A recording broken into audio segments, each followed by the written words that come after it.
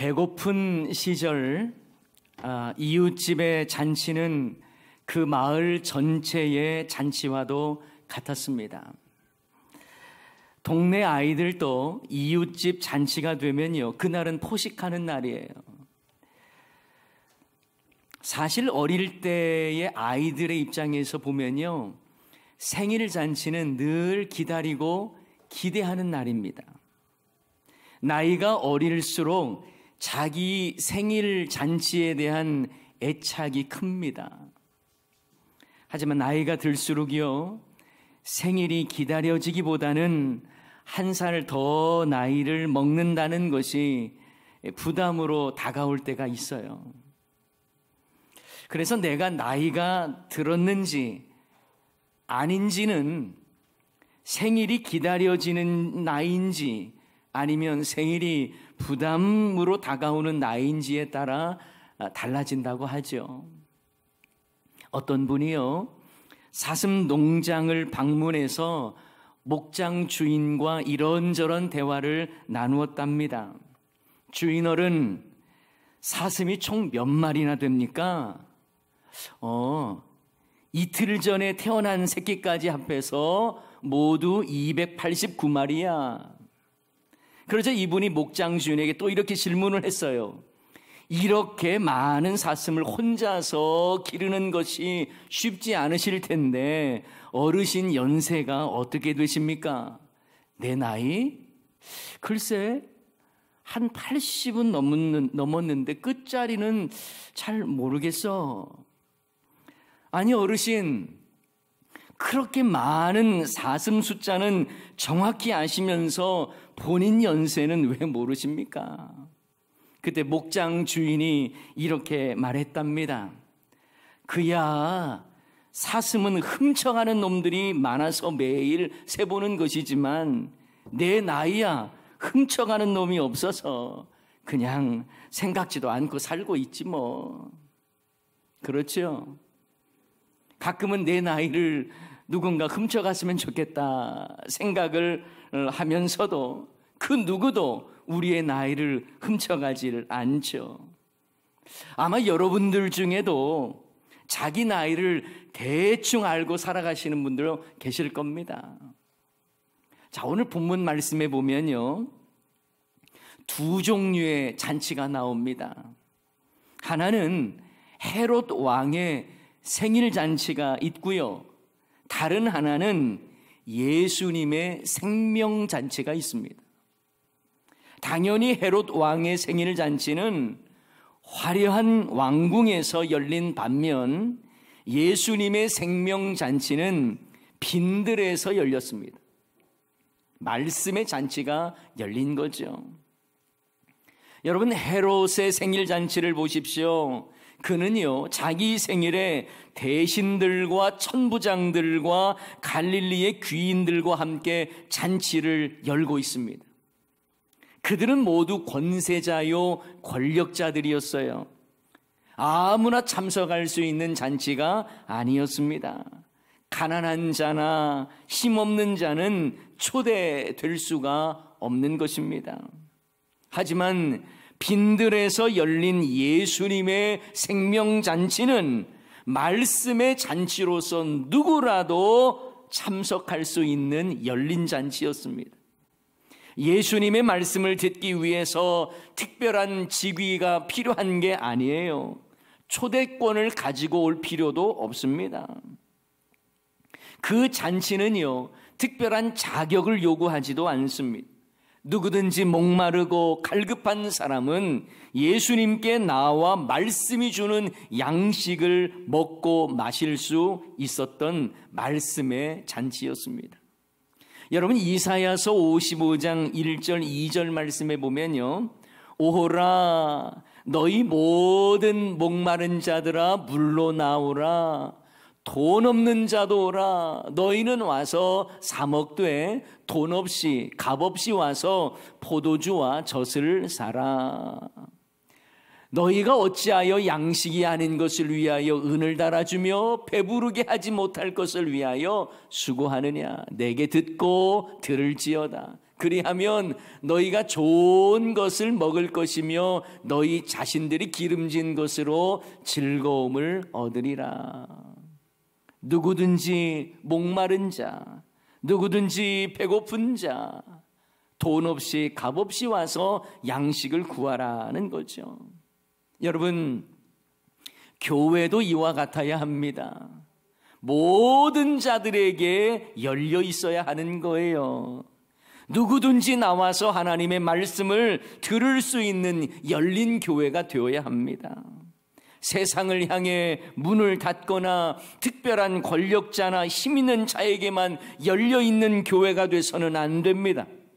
그러므로 성도님들은 주변에 예수님을 알지 못하시는 분들을 언제라도 주의 전에 나와서 하나님의 말씀을 들을 수 있도록 초청하셔야 합니다. 속으는 목장도요, 누구든지 와서 성도의 교제를 경험하고 함께 은혜 받는 시간이 되도록 열려 있어야 합니다. 그래서 속으는 목장은 모인 분들이 가족 같은 분위기를 갖는 것도 중요하겠지만 더 중요한 것은 영혼 구원을 위해서 모든 자들에게 열려있는 모임이어야 한다라는 거예요. 여러분, 헤롯의 생일잔치와 예수님의 생명잔치는요, 열려있는 모임이냐 아니면 닫혀있는 모임이냐에 따라서 큰 차이가 있습니다. 그뿐만이 아니에요. 헤롯의 생일잔치와 예수님의 생명잔치의 또 다른 차이는 긍휼이 있느냐 없느냐의 차이가 있습니다. 무엇보다 헤롯의 생일잔치에는요, 복수와 욕망과 음모가 도사리고 있는 반면 예수님의 생명잔치에는 사랑과 긍휼이 가득 차 있었습니다.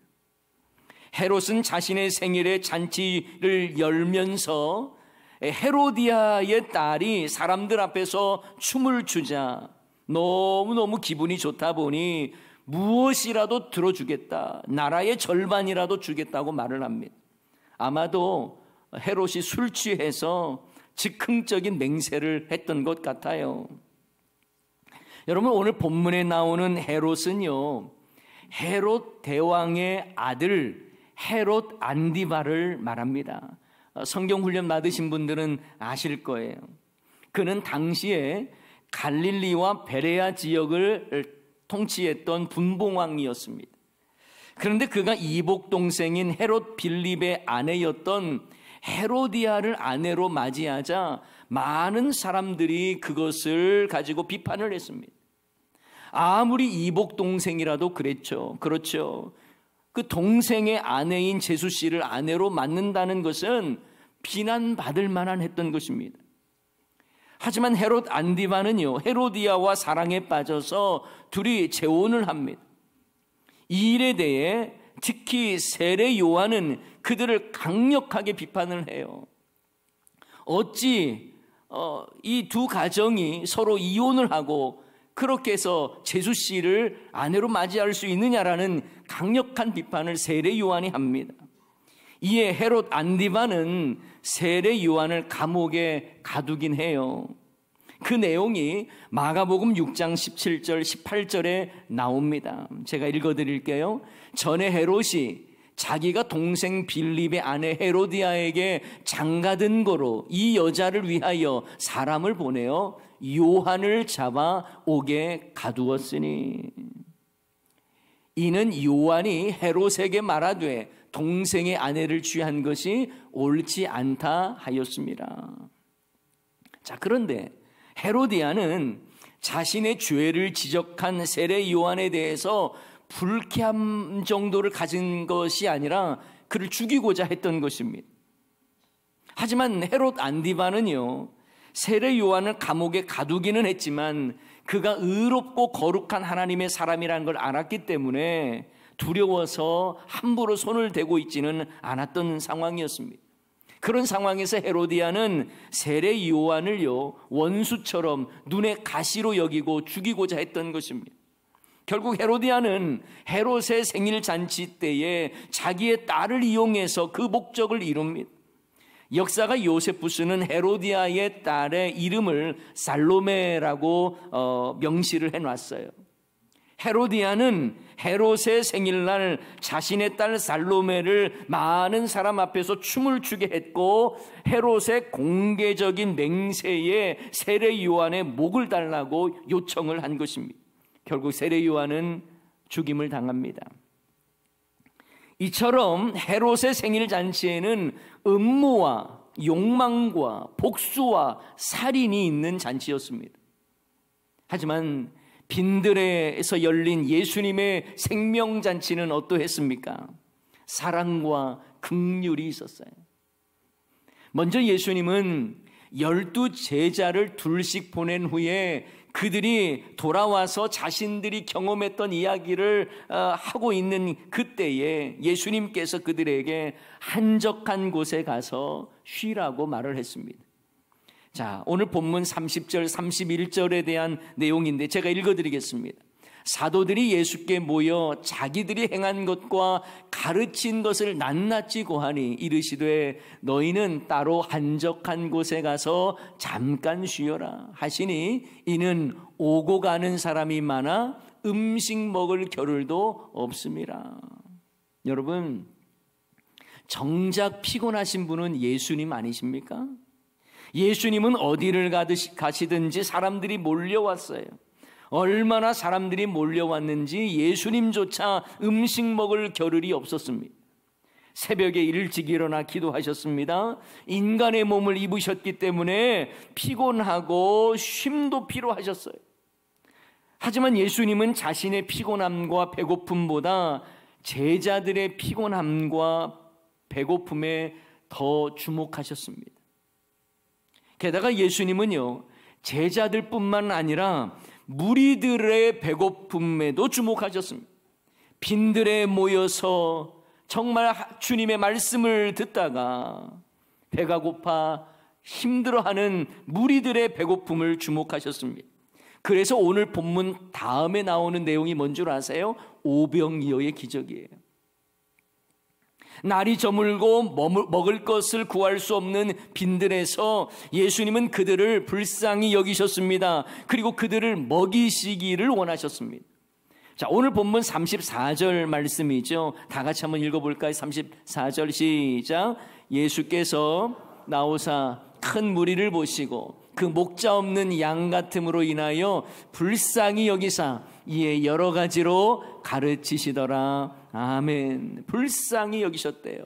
목자 없는 양 같음으로 불쌍히 여기셨다.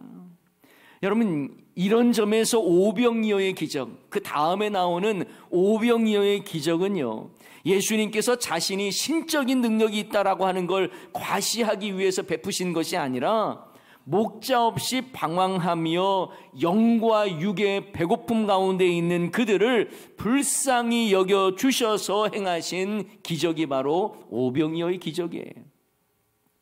그들을 긍휼히 여기신 겁니다. 여러분도 아시다시피 목자 없는 양은 죽은 것과 같습니다. 양에게 목자는 생명과도 같기 때문에 그렇습니다. 그런데 예수님께서 무리들을 볼 때에 그들이 목자 없는 양처럼 보였다는 거예요. 지금껏 생명의 말씀을 제대로 들어보질 못했던 자들, 그저 예수님께 소문 하나 듣고 용한 사람 있다는 정도의 소문 듣고 나온 사람들을 볼 때에 그들을 내가 먹여야 되겠구나, 말씀으로 먹여야 되겠고 또 그들의 배고픔도 먹여야 되겠구나, 그들을 긍휼히 여기셔서 그들에게 영육의 말씀과 또 배고픔을 또 해결해 주신 것이죠. 이런 점에서 헤롯의 생일잔치는 어떠했어요? 인간의 욕망과 욕구와 음모가 가득한 잔치였다면 예수님의 생명잔치에는 그들의 연약함을 긍휼히 여기시는 예수님의 마음으로 베푸신 생명잔치였다라는 것을 알 수 있습니다. 예수님은 무리들의 영육의 양식을 채워주셨습니다. 말씀으로 그들의 영을 살리셨고 오병이어의 기적을 통하여 그들의 육체의 배고픔을 해결해 주셨습니다. 사랑하는 여러분, 교회도 예수님의 생명잔치와 같아야 합니다. 연약한 자를 긍휼히 여길 줄 아는 마음이 있어야 한다는 거예요. 영육의 배고픔과 고통 가운데 있는 자들을 향하여 긍휼의 마음을 가져야 합니다. 헤롯의 생일 잔치처럼 화려하지만 인간 냄새 나는 그런 것 말고요. 여러분, 교회가 교회답기 위해서는 예수님의 마음을 닮아서 긍휼히 여길 줄 아는 마음이 있어야 하는 거예요. 모두가 힘든 시대를 살고 있잖아요. 하지만 덜 힘든 사람이 더 힘든 사람을 살피고 돌볼 수 있는 교회가 건강한 교회요, 예수님을 닮은 교회라고 말할 수 있습니다. 교회의 교회다움은 헤롯의 생일 잔치처럼 인간 냄새 나고 세속적인 모습이 아니라 예수님의 생명 잔치처럼 긍휼히 여기고 돌보고 섬기는 모습으로 가득해야 하는 거예요. 그래서 나도 힘들지만 선교 사역을 위해 힘겨운 시간을 보내시는 선교사님들과 또 미자립 교회와 시골에서 힘들게 목회하시는 목회자들을 돕고자 하는 마음이 우리들의 마음속에 가득해야, 그래야 생명잔치와 같은 교회의 모습이라고 말할 수 있는 것입니다.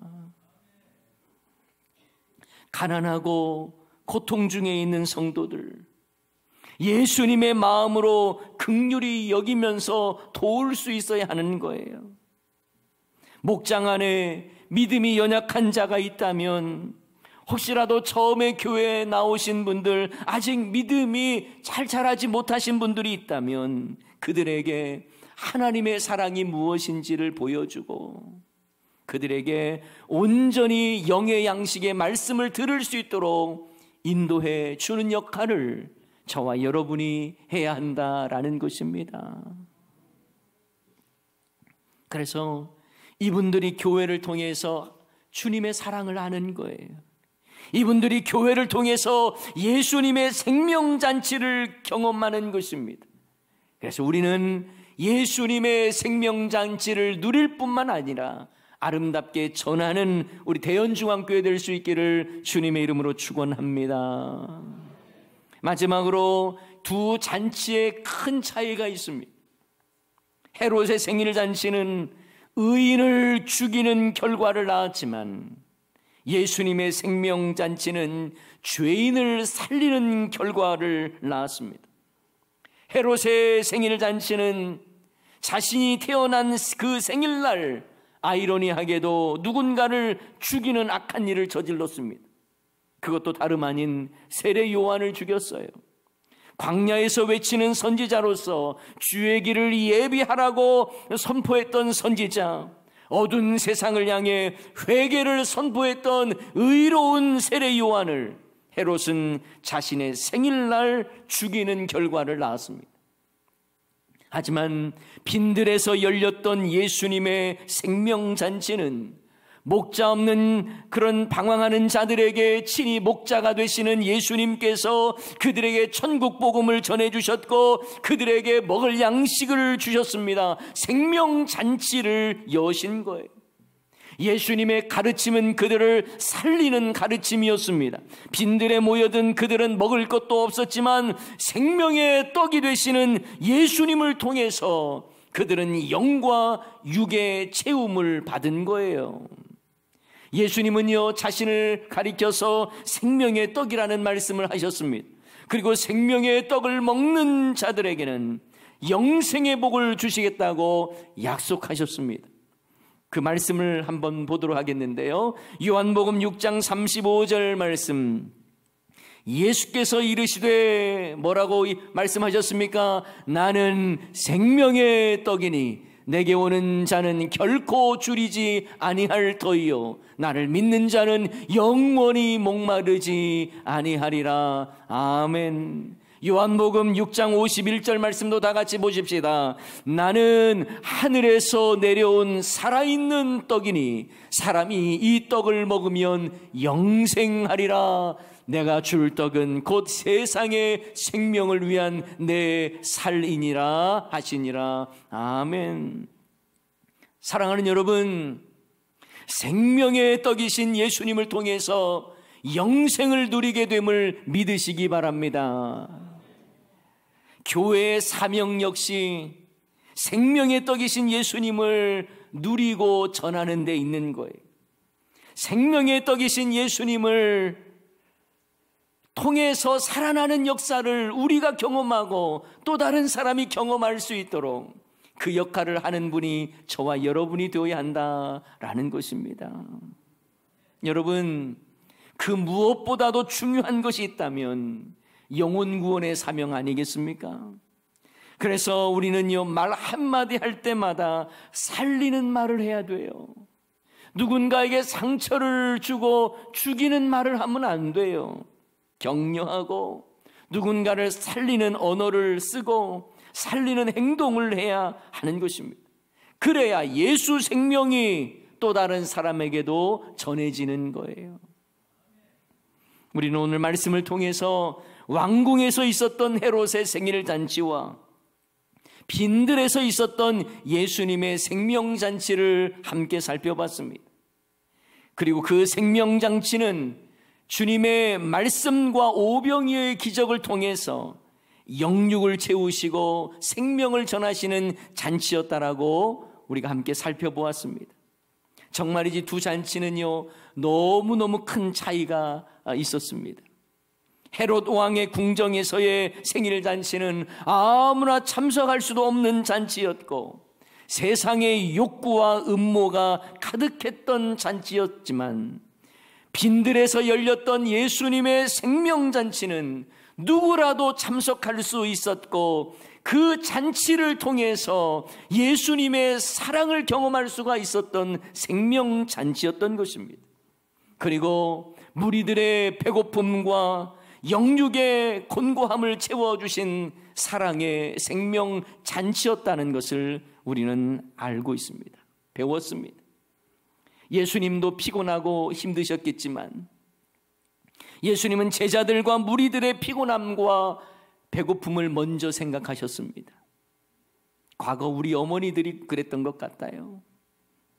남편 밥을 제일 먼저 퍼놓고 다음에는 자식들 밥 퍼놓은 다음에 항상 누룽지를 긁어 드셨던 분이 우리의 어머니들 아닙니까?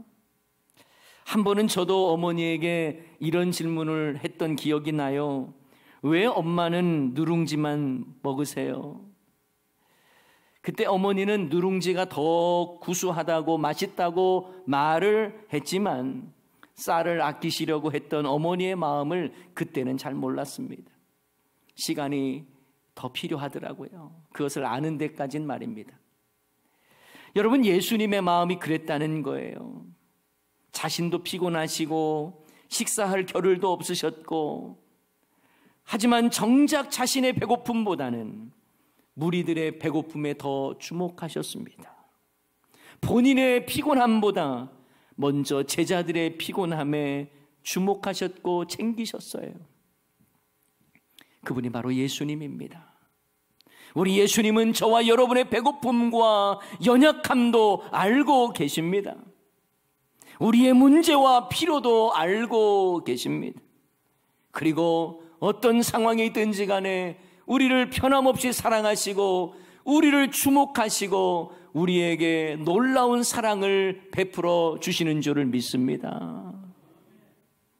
이 시간 예수님의 이러한 마음이 저와 여러분의 마음이 되고 우리 교회의 모든 사역을 통해 아름답게 일어나기를 소원합니다. 저는 여러분에게 이런 질문을 하고 싶습니다.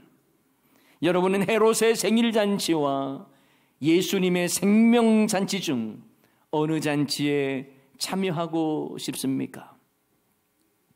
화려하지만 세속적인 헤롯의 생일잔치의 특징으로 사시렵니까? 아니면 화려하진 않지만 생명을 전하시는 예수님의 생명잔치의 정신으로 살아가시렵니까?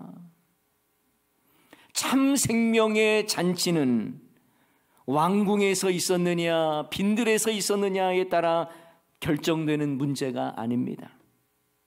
그 생명잔치의 중심에 누가 계시느냐에 따라서 생명잔치가 될 수가 있고 세속적인 잔치가 될 수가 있는 것입니다. 바로 생명의 떡이신 예수님이 계시면 그곳은 생명의 잔치가 될 줄을 믿습니다. 그리고 생명의 떡이신 예수님을 경험한 우리는 또한 생명을 전하는 자들이 되어야 하는 거예요. 그래서 이러한 생명잔치가 여러분의 삶과 가정과 목장과 이웃을 향해 아름답게 펼쳐져 갈 수 있기를 주님의 이름으로 간절히 축원합니다.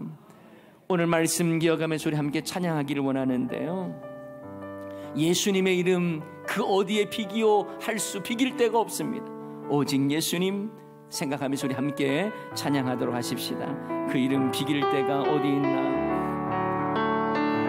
그 이름 비길 데가 어디 있나, 잴 수도 없고 셀 수도 없는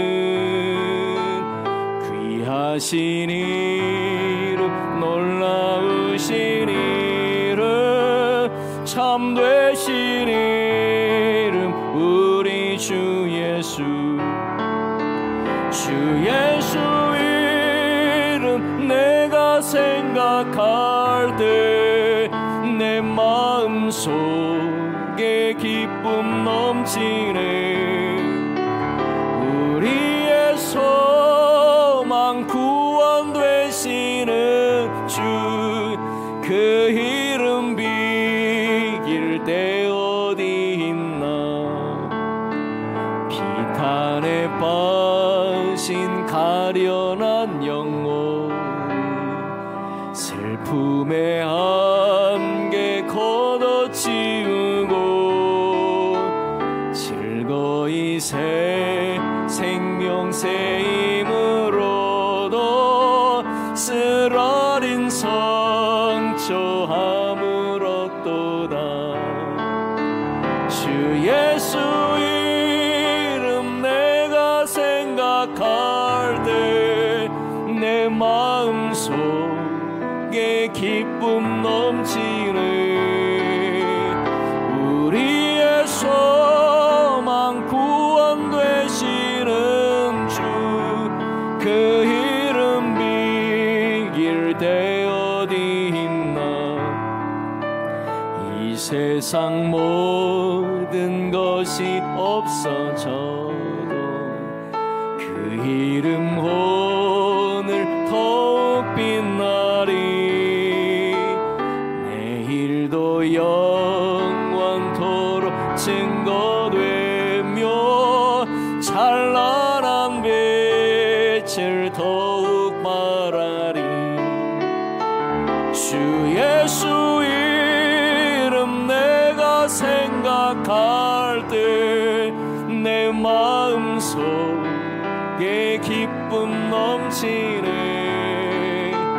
우리의 소망 구원 되시는 주, 그 이름 비길 때.